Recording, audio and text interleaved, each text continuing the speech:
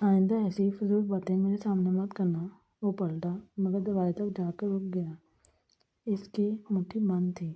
تصویر نے اس کے یقین میں پہلی بار ہلکی سی دراڑ ڈال دی تھی۔ اگلے دن خان گروپ کے آفس میں ارحم غیر معمولی طور پر خاموش تھا۔ حمزہ نے پوچھا، سب ٹھیک ہے؟ ہاں۔ جھوٹ؟ تم جب غصے میں ہوتے ہو تو تم بولتے ہو، جب خاموش ہوتے ہو تو کچھ ٹوٹ رہا ہوتا ہے۔ ارحم نے سرد سانس لی۔ اگر کسی نے تمہاری پوری زندگی جھوٹ پر بنی ہو تو؟ حمزہ چونک گیا۔ کیا مطلب؟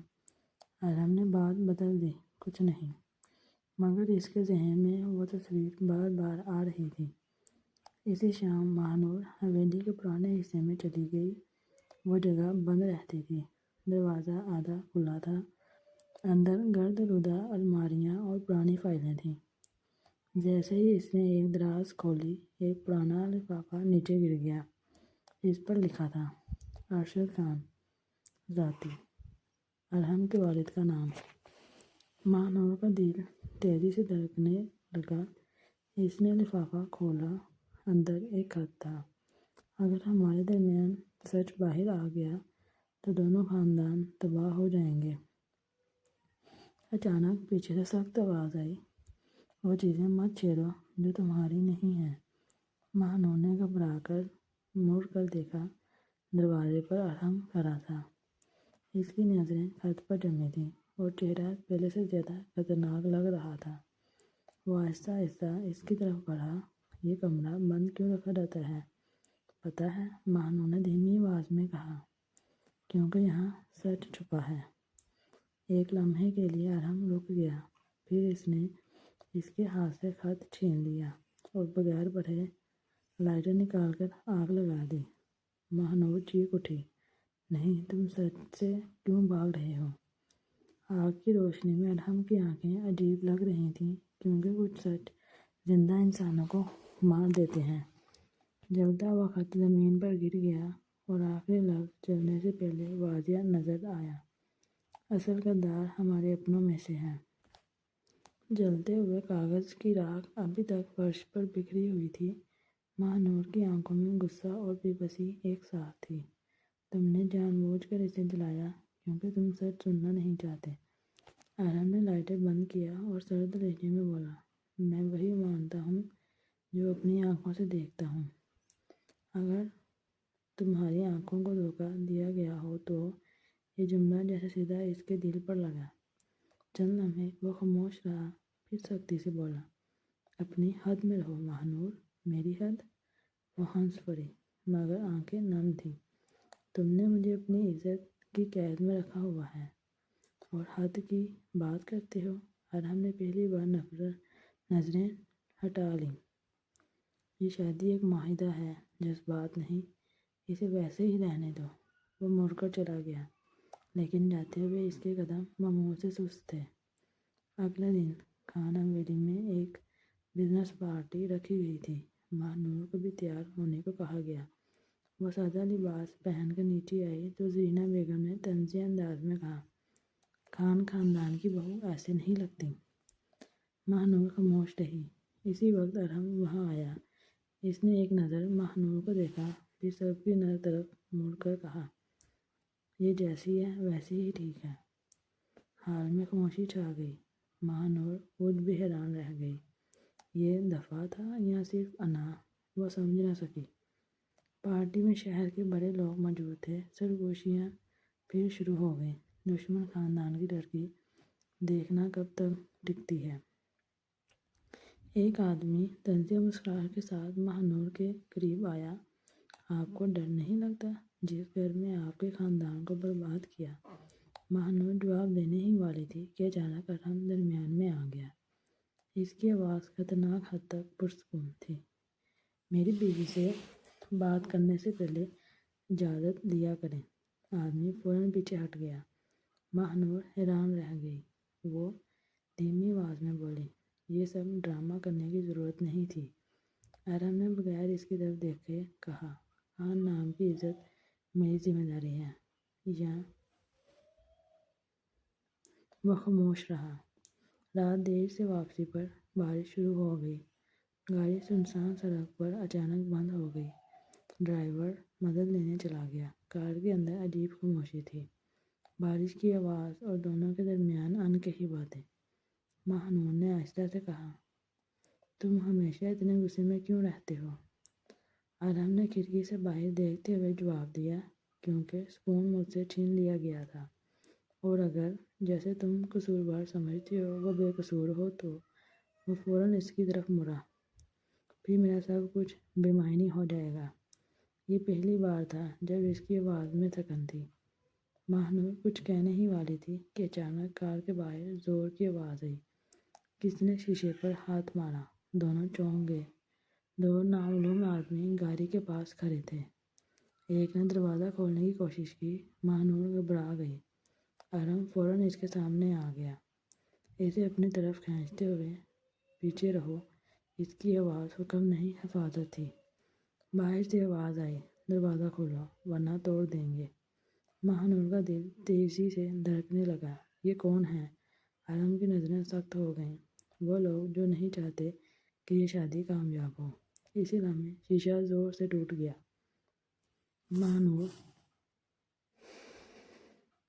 ماہنور چیخ بھی نہ سکی کہ ارحم نے فوراً اسے اپنی طرف کھینچ لیا۔ اس کا بازو ماہنور کے سر کے گرد حفاظتی حصار بن گیا۔ بارش اندر آنے لگی۔ باہر کھڑا آدمی ہاتھ اندر ڈال کر لاک کھولنے کی کوشش کر رہا تھا۔ نیچے جھکو، ارحم نے سخت آواز میں کہا۔ ماہنور سیڑھی کے ساتھ سمٹ گئی۔ اس کا دل بے قابو دھڑک رہا تھا۔ اچانک ارحم نے دروازہ زور سے کھولا اور باہر نکل آیا۔ کس نے بھیجا ہے تمہیں؟ اس کی آواز گرجی۔ دونوں آدمی ایک لمحہ گھبرائے، پھر حملہ کرنے کی کوشش کی۔ بارش، اندھیرا اور شور، سب کچھ ایک فلمی منظر بن چکا تھا۔ ماہنور کار کے اندر سب سے دیکھ رہی تھی۔ خوف سے اس کے ہاتھ کانپ رہے تھے۔ چند لمحوں کی جھڑپ کے بعد وہ آدمی بھاگ گئے۔ ارحم واپس آیا۔ اس کے ماتھے پر ہلکی چوٹ لگی تھی اور خون بارش میں مل رہا تھا۔ ماہنور بے اختیار بول اٹھی، تم ٹھیک ہو؟ وہ رکا۔ یہ پہلا موقع تھا جب اس کی آواز میں خالص فکر تھی، بنا کسی بحث کے۔ میں ٹھیک ہوں۔ تمہیں چوٹ لگی ہے؟ وہ ہلکا سا مسکرایا، اتنی آسانی سے کچھ نہیں ہوتا مجھے۔ مگر ماہنور نے اس کی بات نظر انداز کرتے ہوئے اپنا دوپٹہ پھاڑا اور اس کے ماتھے پر رکھ دیا۔ ارحم چند لمحے ساکت رہ گیا۔ اس نے شاید توقع نہیں کی تھی کہ دشمن خاندان کی لڑکی اس طرح اس کی فکر کرے گی۔ یہ سب کرنے کی ضرورت نہیں تھی، اس نے آہستہ کہا۔ ماہنور نے نظریں اٹھائے بغیر جواب دیا۔ انسانیت کے لیے اجازت نہیں لی جاتی۔ یہ جملہ سیدھا اس کے دل میں اتر گیا۔ کچھ دیر بعد ڈرائیور واپس آ گیا اور وہ حویلی پہنچے۔ زرینہ بیگم نے زخمی حالت دیکھی تو پریشان ہو گئی۔ یہ کس نے کیا؟ ارحم نے مختصر جواب دیا، حادثہ تھا۔ ماہنور چونک گئی۔ وہ سچ کیوں چھپا رہا تھا؟ رات ماہنور اپنے کمرے میں بیٹھی سوچ رہی تھی۔ دروازے پر ہلکی دستک ہوئی۔ وہ حیران رہ گئی جب ارحم اندر آیا۔ چند لمحے خاموشی رہی، پھر اس نے آہستہ سے کہا، آج ڈر گئی تھی تم؟ ماہنور نے سچ بول دیا، ہاں۔ پھر بھی کار سے باہر نہیں آئی، کیونکہ مجھے یقین تھا تم مجھے کچھ نہیں ہونے دو گے۔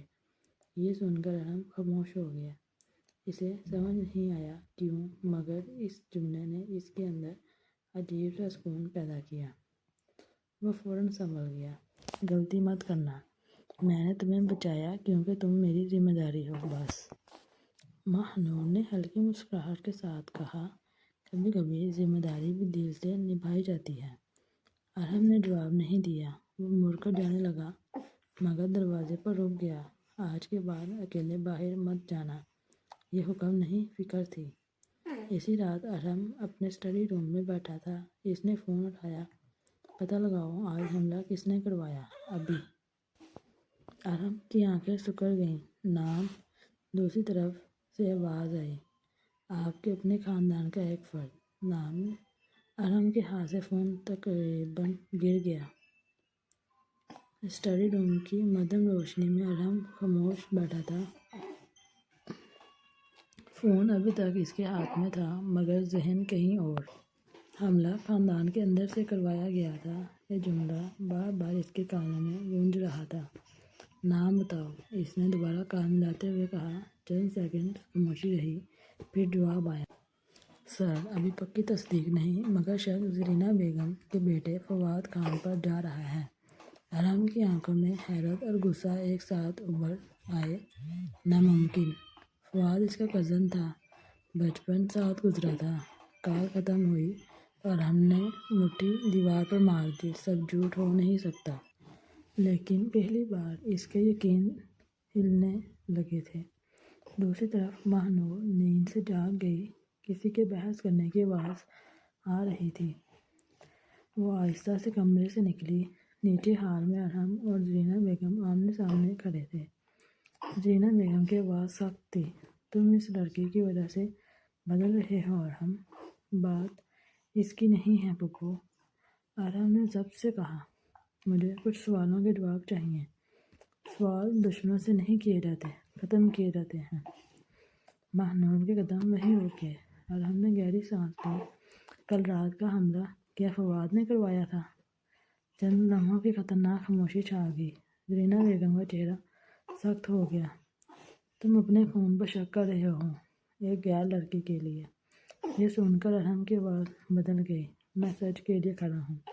ماہ نور حیران رہ گئی۔ یہ وہی ارحم تھا جو سچ سننا ہی نہیں چاہتا تھا۔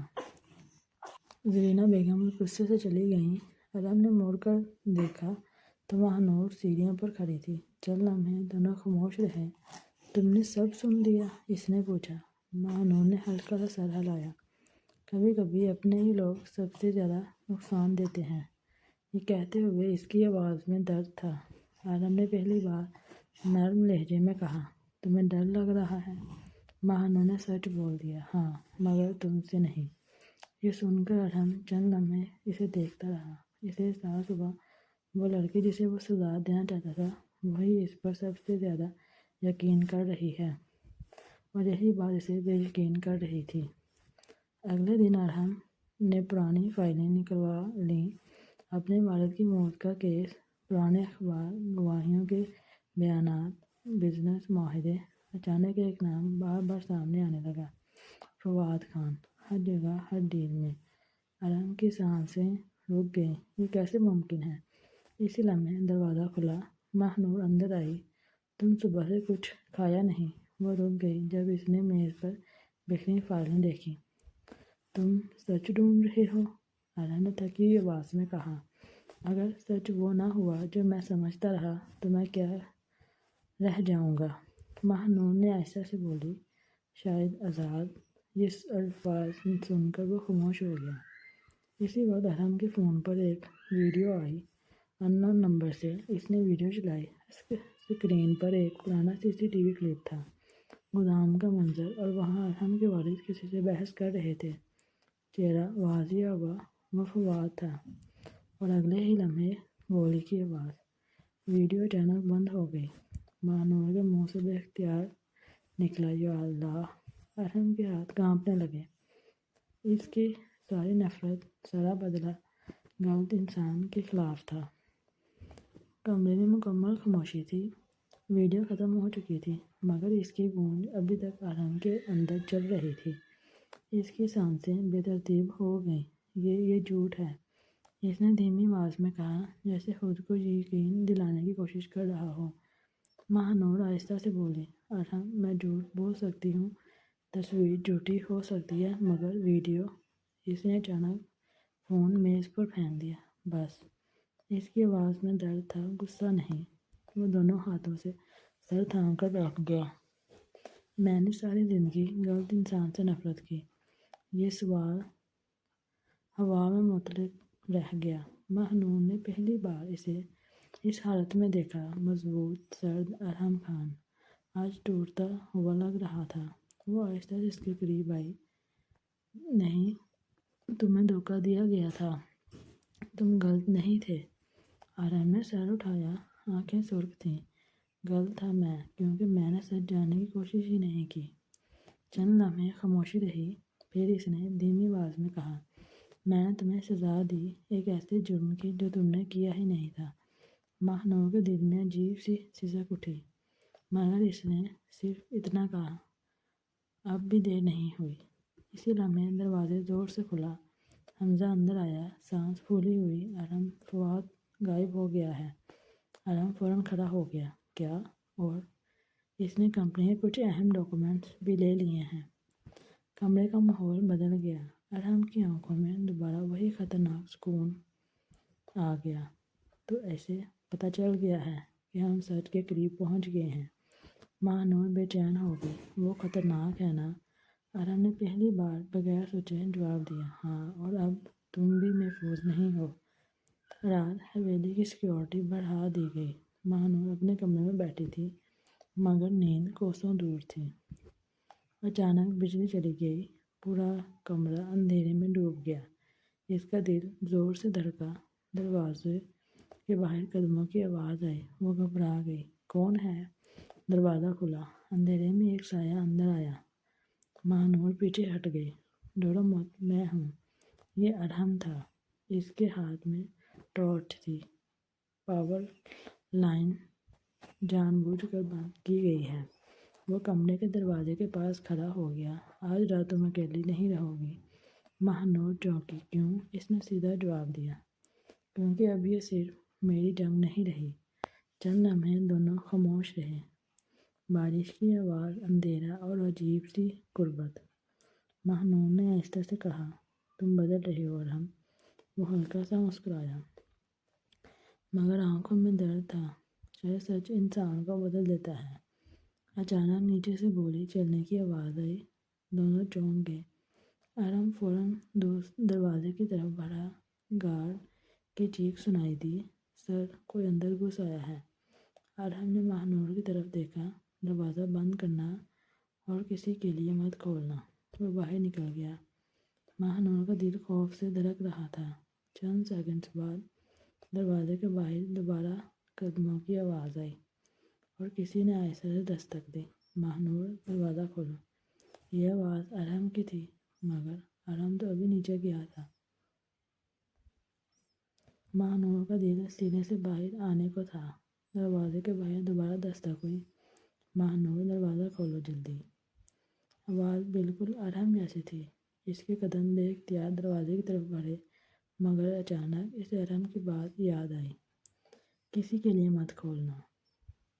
اس کے ہاتھ رک گئے۔ آپ واقعی ارحم ہیں؟ اس نے لرزتی آواز میں پوچھا۔ چند لمحے خاموشی رہی، پھر باہر سے آواز بدلی، بھاری اور خطرناک۔ اسمارٹ ہو تم۔ ماہنور کے جسم میں سنسنی دوڑ گئی۔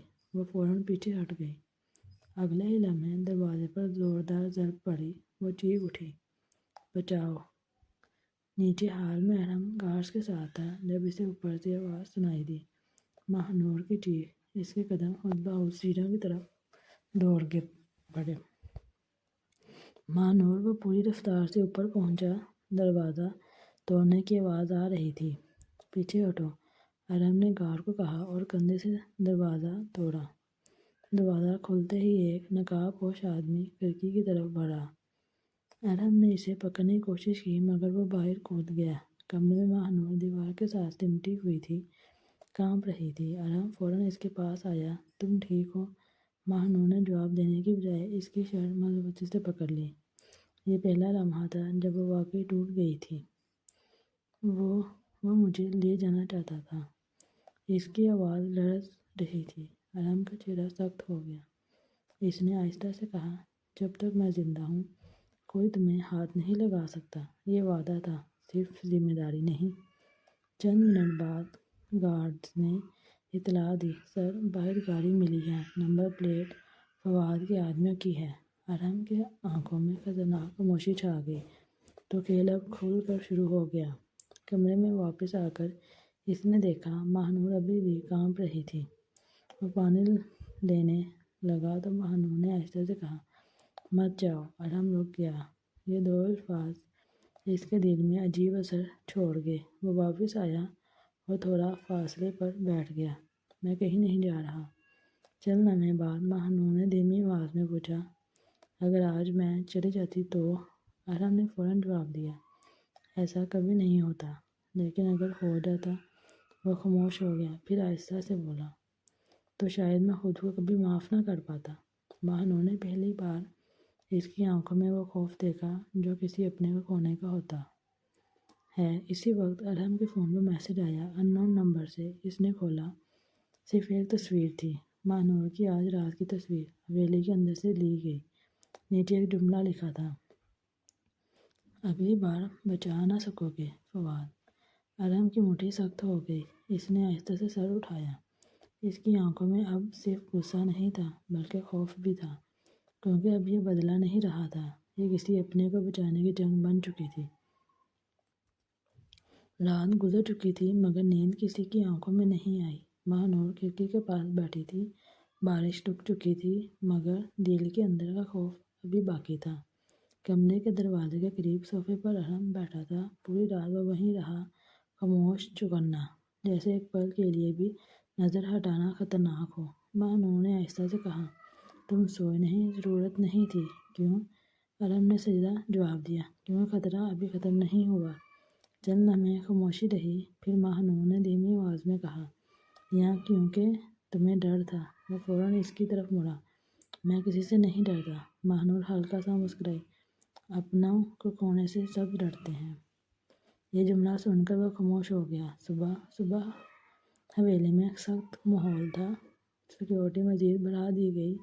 ارحم نے سب کو ہال میں جمع کیا، اس کی آواز پہلے سے زیادہ ٹھنڈی تھی۔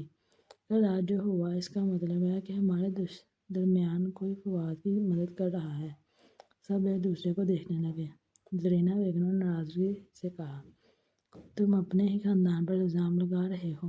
ارحم نے پہلی بار سختی سے جواب دیا، میں سچ پر الزام لگا رہا ہوں اور سچ کسی کا رشتہ دار نہیں ہوتا۔ ماہنور خاموش کھڑی اسے دیکھ رہی تھی۔ یہ وہی انسان تھا جو کبھی سچ سننا نہیں چاہتا تھا۔ دوپہر، ماہنور باغ سے اکیلی بیٹھی تھی، ذہن ابھی تک رات کے واقعے میں الجھا ہوا تھا۔ اچانک اسے احساس ہوا کوئی اسے دیکھ رہا ہے۔ وہ مڑی، ارحم چند قدم دور کھڑا تھا۔ اکیلی کیوں آئی ہو یہاں؟ مجھے لگا یہاں محفوظ ہوں گی۔ وہ آہستہ سے بولا، اب تم کہیں بھی اکیلی محفوظ نہیں ہو۔ اور تم؟ ماہنور نے پوچھا، میں؟ تم ہمیشہ سب کو بچاتے رہو گے، خود کو کون بچائے گا؟ ارحم کچھ لمحے اسے دیکھتا رہا، پھر پہلی بار اس نے سچ کہا، شاید کوئی نہیں۔ ماہنور کے دل میں عجیب سی نرمی آئی۔ اسی لمحے ایک گارڈ بھاگتا ہوا آیا، سر ہمیں CCTV میں کچھ ملا ہے۔ دونوں فوراً اندر گئے۔ اسکرین پر کل رات کی فوٹیج چل رہی تھی۔ ایک شخص نقاب پوش آدمی کو اندر کا راستہ دکھا رہا تھا۔ جیسے اس نے نقاب ہٹایا، کمرے میں سناٹا چھا گیا۔ وہ شخص کوئی اور نہیں، زرینہ بیگم تھی۔ ماہنور نے بے اختیار ارحم کی طرف دیکھا، جس کے چہرے کا رنگ اڑ چکا تھا۔